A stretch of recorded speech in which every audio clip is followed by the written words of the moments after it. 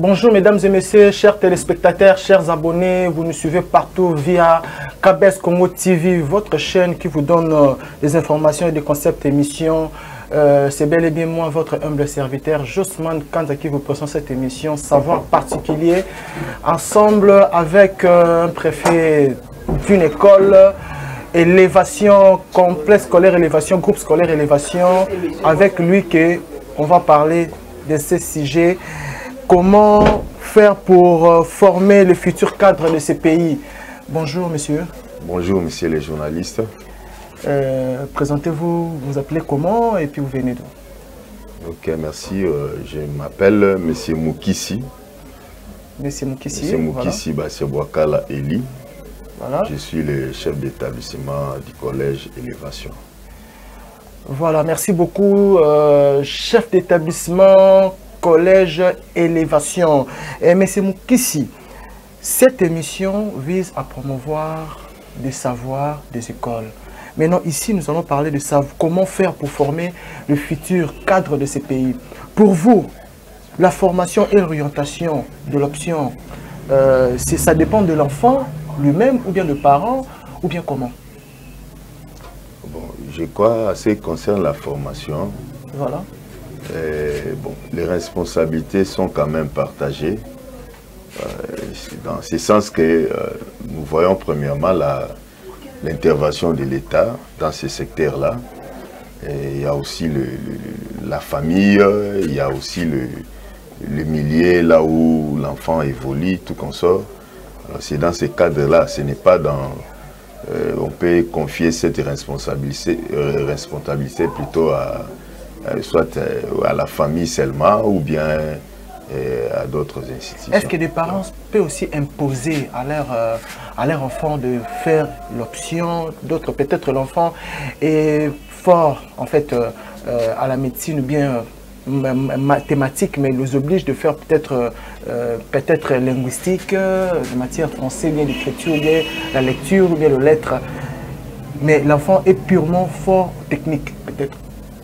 Comment nuancer ça? Bon, l'enfant, on ne peut pas imposer à un enfant de faire... Parce que nous voyons ça dans des familles aussi. Le papa oblige à son enfant que toi tu serais médecin, tu serais professeur, mais peut-être que l'enfant aime l'art. Ça, c'est une erreur grave. Alors on ne peut pas imposer l'enfant de faire une option qui n'est pas de son choix. Parce que dès que l'enfant est petit, je crois... on essaie un peu de comprendre. Vous voyez, il y a d'autres enfants, ils aiment beaucoup utiliser des fils électriques, tout comme ça, d'autres objets là. Alors, on peut déjà facilement comprendre que non, cet enfant ici, on peut l'orienter dans l'option technique. L'autre, il y a des fois, il est là, bon, il aime beaucoup intervenir pour les autres, tout comme ça, ainsi de suite. Alors, on voit déjà que non, bon, on peut l'orienter pour qu'il puisse faire, par exemple, les sociales ou bien... mais non, mais au cas où que l'enfant lui-même décide, peut-être papa, moi j'aime faire la musique, j'aime le foot, mais papa dit que non, non, la musique c'est plus de fétiche, le foot aussi également, j'aime bien que tu sois médecin et tout, et puis si tu fais pas ça, je ne vais pas payer tes frais. Bon là, ça devient vraiment une imposition. Voilà. Lorsque vous imposez, vous savez, le travail que vous avez imposé à quelqu'un, il ne doit pas le faire. Là, vous confirmez que ça s'est fait, ce sont des choses qui se font en fait, oui, dans les familles, oui, dans la société. Oui, c'est ce que nous constatons, mais à la longue, ça va quand même mettre cet enfant-là en difficulté. C'est pour cela, aujourd'hui même, il y a ceux qui réclament, voilà, moi, je n'ai pas voulu cette filière, hein, mais on m'avait imposé, tout comme ça, alors, voilà, maintenant, je ne me retrouve pas. Parce qu'on doit laisser à l'enfant de faire le choix de sa filière lui-même. Est-ce que la formation est aussi accompagnée d'un talent, bien des dons? Bon, tous ces éléments-là, ça contribue. L'enfant avec un don, talent, il peut être aussi accompagné d'une formation. Oui, effectivement.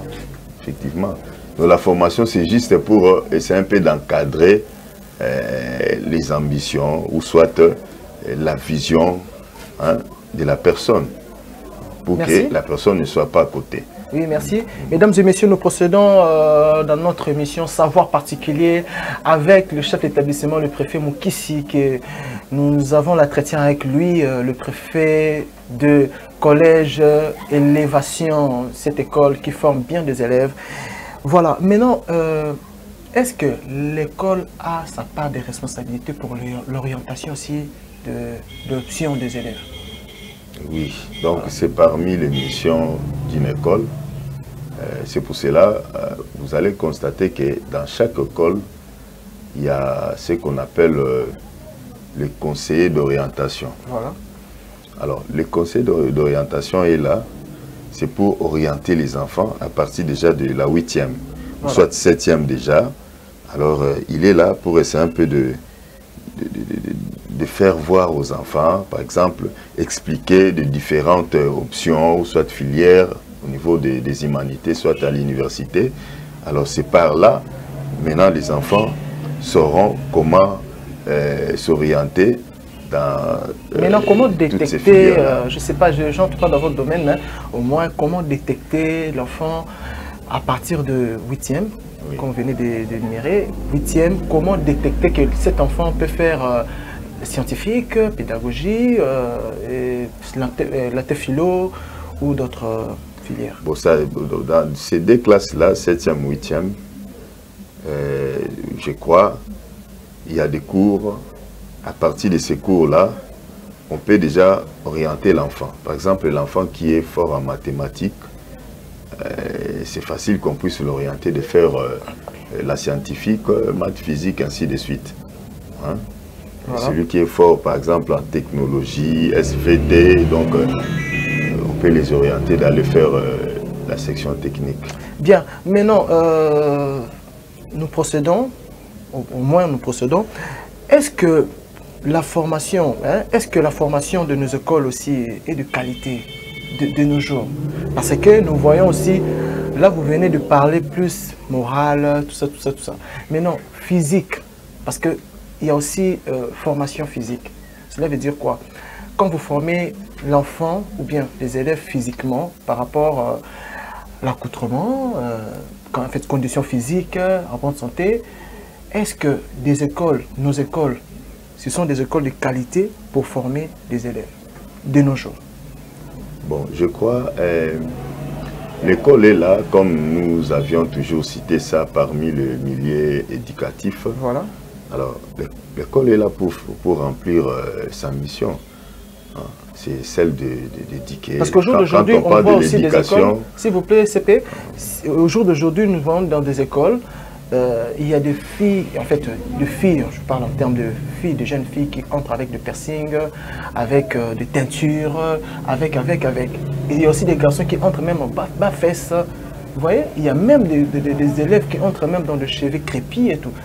Est-ce que ce n'est pas aussi un handicap par rapport à la formation? C'est un handicap. D'ailleurs, dans une école, on ne peut pas accepter tel accoutrement. Oui, on ne peut pas accepter ça. On ne peut pas accepter ça. Parce que, voilà, comme c'est un milieu éducatif, on sous-entend que c'est bien bon, on nous envoie des enfants pour que ces enfants-là soient encadrés, soient bien éduqués. Voilà.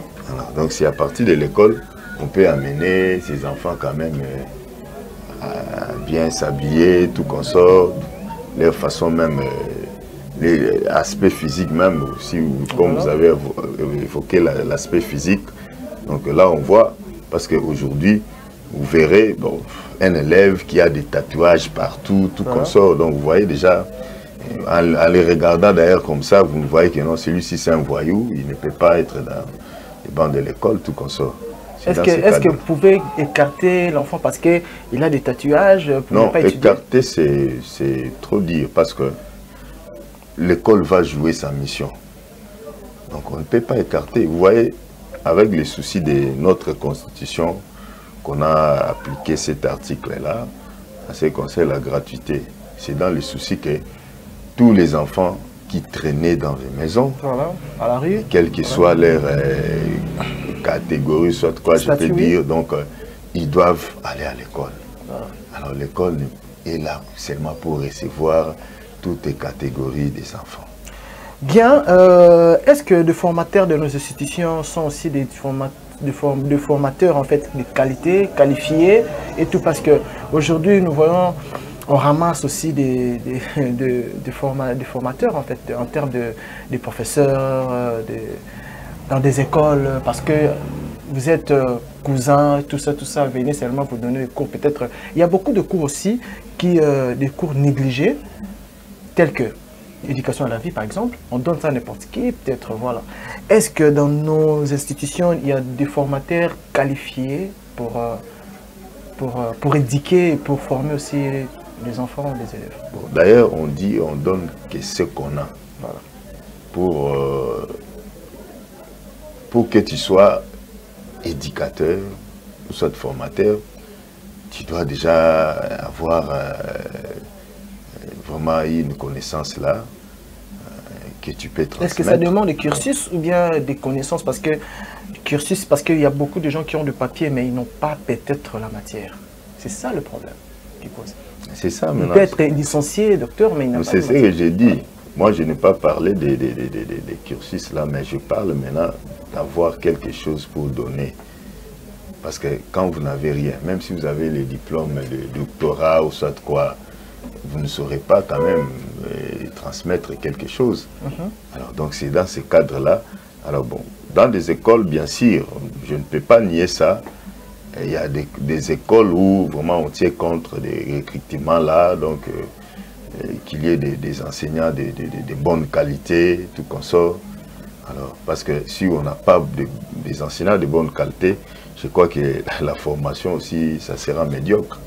Et maintenant, quelle attitude des élèves en fait, envers des enseignants peuvent avoir pour avoir les devoirs et les droits?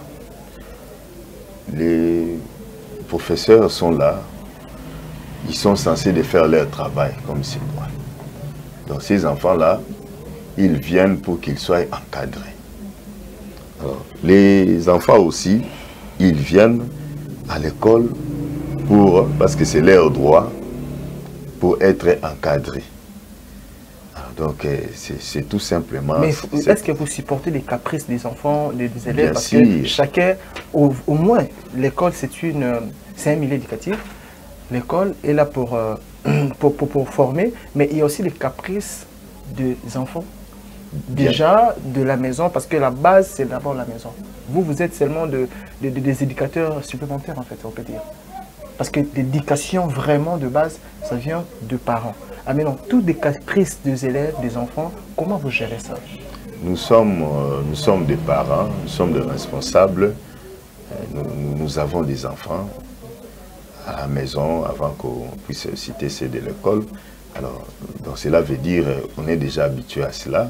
Voilà. Et c'est notre travail, nous sommes formés pour ça. Voilà. Donc on supporte tous ces caprices-là. Bien, mesdames et messieurs, vous nous suivez partout, partir de France. Là, je vois Sarah Kanza et Trésor Kanza qui nous suivent à partir de Belgique, Paris, Alvaro Kanza et tout le monde qui nous suit partout dans le monde à travers KBS Congo, votre chaîne. Dans votre école, en tant que chef d'établissement, quelles sont vos stratégies mises en place pour vraiment créer une école qui est là pour former des encadreurs ou bien des cadres de ces pays? Les futurs cadres, on parle. Quels sont les stratagèmes en fait, les stratégies et tout? Je crois dans des écoles, malgré il y a un peu de distinction par rapport, par exemple, à l'organisation d'autres formations ou soit d'autres méthodes là qui peut créer quand même des nuances avec les autres, mais du moins toutes les écoles, nous avons quand même un même programme national que nous utilisons.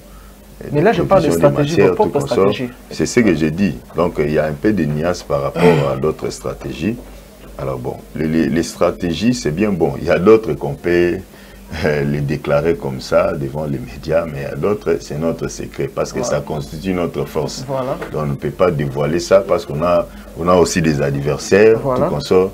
Alors, mais d'une manière générale quand même, nous avons des stratégies là que nous utilisons pour que nous puissions quand même se maintenir.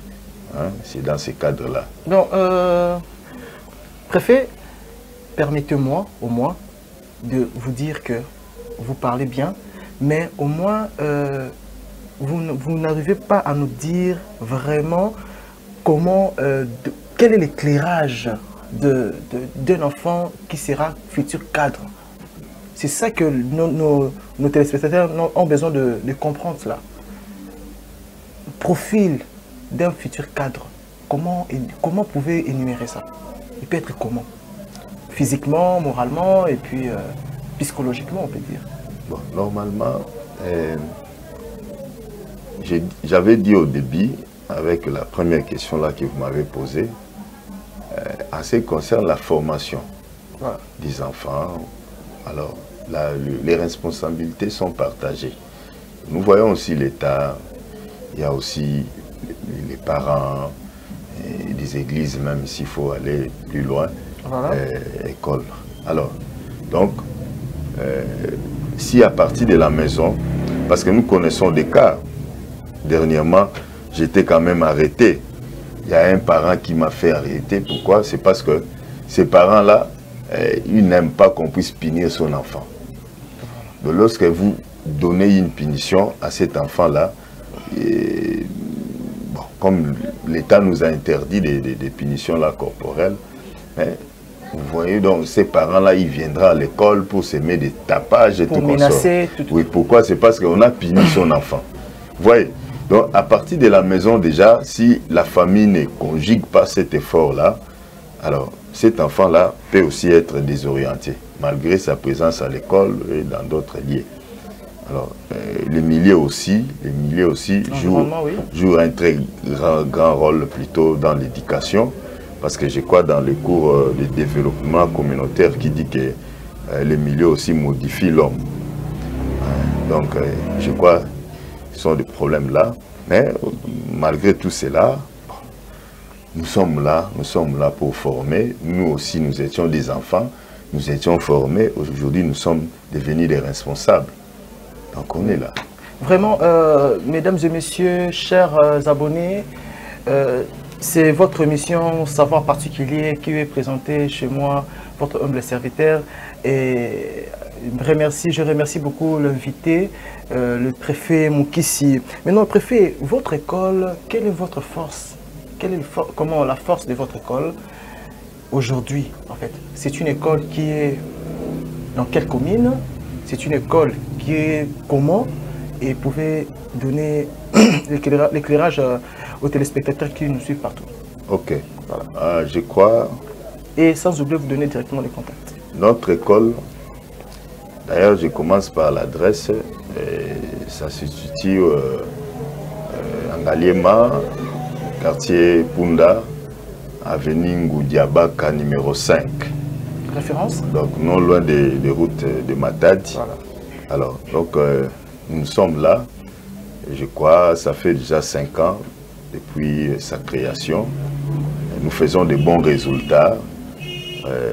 Nous donnons vraiment une bonne formation parce que il y a des parents qui viennent quand même nous jeter des éloges, tout consort, par rapport à notre formation. Alors, donc, nous avons vraiment une personnel là, d'enseignants, un personnel plutôt qualifié, enseignant.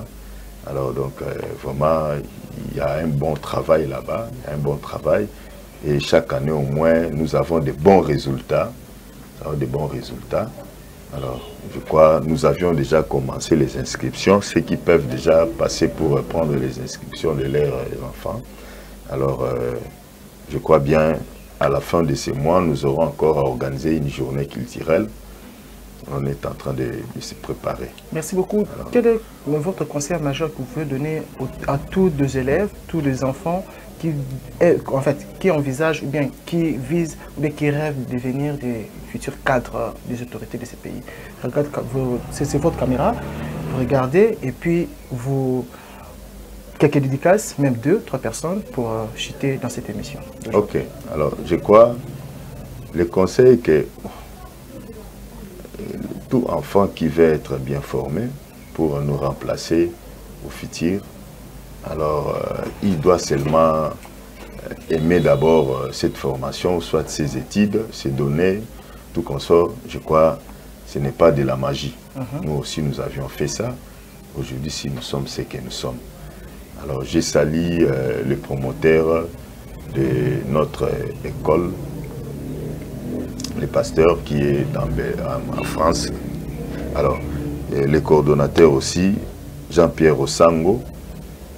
Je vois encore notre secrétaire administratif et financier, Dani Vimimbe. Je vois notre directeur de discipline, Boula Shekina. Et nos collègues encore, il y a Dekem aussi qui est maintenant à Matadi, il va retourner. Nous avons encore Dogarichi et j'ai salé encore Maman Francine Toumba et Maman Véro, tout consort. Mais vous avez oublié une personne de votre épouse? Maman Francine Toumba. Voilà, votre maman. Merci beaucoup, CP. Et tous les élèves du collège Élévation qui nous suivent par-ci par-là avec leurs parents. Merci beaucoup CP. Ça n'est fini pour aujourd'hui, chers abonnés, chers téléspectateurs. Merci de savoir que vous étiez très nombreux en train de nous suivre via KBS Congo TV. N'oubliez pas surtout de vous abonner et sonner la cloche.